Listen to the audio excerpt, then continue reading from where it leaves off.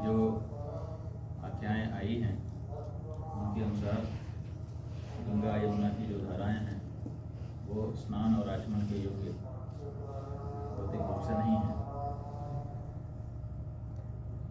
उन्होंने कुछ निर्देश भी जारी किए थे कि ये कार्य आप करिए। विशेष करके जो नाले गिर रहे थे शहरी मलजल, उनके बारे में कहा था कि इनको आप दूर करिए, शुद्ध जल ताकि लोगों को स्नान के लिए उपलब्ध हो सके। 40 से 50 करोड़ के बीच में लोगों को वहाँ पर स्नान कराया जा रहा है। कहा जा रहा है कि हमने बहुत सारी व्यवस्था कर दी, पूरे विश्व में डंका पीटा जा रहा है, लेकिन जो मूल आवश्यकता थी लोगों को स्नान के लिए शुद्ध गंगा यमुना की धारा का जल, वो व्यवस्था तो नहीं हो पाई। जब हम कुंभ स्नान के लिए प्रयाग क्षेत्र में गए, हमसे लोगों ने पूछा कि बड़ी व्यवस्था है, आप क्या कह रहे हैं। हमने कहा भाई व्यवस्था के लिए तो हम आए नहीं, हाँ एक व्यवस्था जरूर हमको चाहिए और हर प्रयाग के आने वाले के लिए चाहिए, और वो यह है कि उसको शुद्ध जल की धारा मिल जाए जिसमें वो डुबकी लगा सके। एनजीटी ने कहा है, अखबारों में छपा है कि स्नान और आचमन योग्य जल नहीं है। तो इस बारे में हमारा ये अनुरोध है यहाँ की सरकार से भी और माघ मेला के अधिकारियों से भी, कुंभ मेला अधिकारियों से भी, कि वे हर घाट से सैंपलिंग करवा करके रोज की रोज रिपोर्ट सार्वजनिक करें कि शुद्ध जल है स्नान का। लेकिन उन्होंने तो नहीं किया।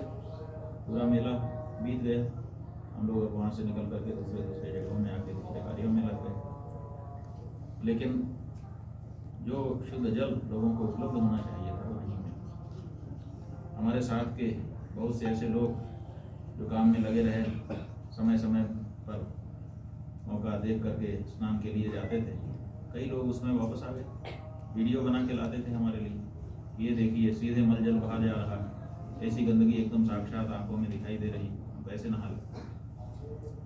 और उसी जगह पर हजारों लोग नहाते भी थे अपनी श्रद्धा भावना के कारण कि भाई चलो तो गंगा नहाने आए, क्या करें। तो ये जो बात है गंगा माता की जो पवित्रता है उसमें तो कोई बाधा नहीं है, पाप नाशिनी जो शक्ति है उसमें तो कोई बाधा नहीं है, लेकिन उनका जो भौतिक स्वरूप है जल, अगर वो मलयुक्त था, उसमें फीकल कोलिफॉर्म की मात्रा इतनी ज़्यादा थी जितनी कि अस्वीकार्य है स्नान के लिए भी, तो इसका तो दोष सरकार को है। और इसीलिए हम कह रहे थे कि भाई ये बताओ, बाकी व्यवस्था ठीक है, हमारे सोने की, हमारे नहाने की, हमारे खाने की व्यवस्था है कि नहीं, लेकिन डुबकी लगाने के लिए हमको शुद्ध जल है कि नहीं, कम से कम ये तो करो। पिछली बार जब अर्ध कुंभ वहाँ पर हुआ था तो इस सरकार ने उसको कुंभ नाम दिया था और ये कहा था कि इस बार तो हम नाले नहीं बंद कर पाए, लेकिन अगले कुंभ में कोई भी नाला गंगा यमुना की धारा में गिरता नहीं दिखाई देगा, लेकिन वहाँ तो दिखाई दे रहा था। तो ये सब जो बात है ये बड़ी आपत्तिजनक है।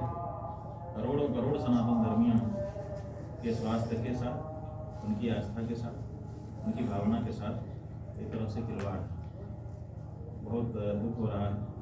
एनजीटी कम से कम सुनवाई कर रही है, वहाँ के जो न्यायाधीश हैं उनके प्रति हम लोगों की भावना सुधर रही है, अच्छी हो रही है कि कम से कम वो सच्चाई को सामने ला रहे हैं कि क्या परिस्थिति थी।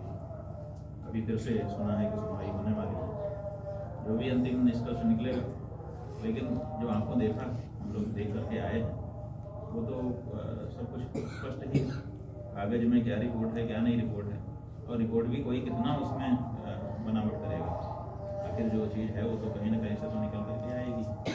जो उत्तर प्रदेश का प्रदूषण निवारण संस्थान है वो इस बारे में जो निर्देश दिए गए थे उनका पालन करता हुआ नहीं दिखाई दिया। तो जब सरकार इस बारे में गंभीर ही नहीं, जब वहाँ की जो संस्थाएं हैं वो गंभीर ही नहीं, तो फिर कुछ भी होगा।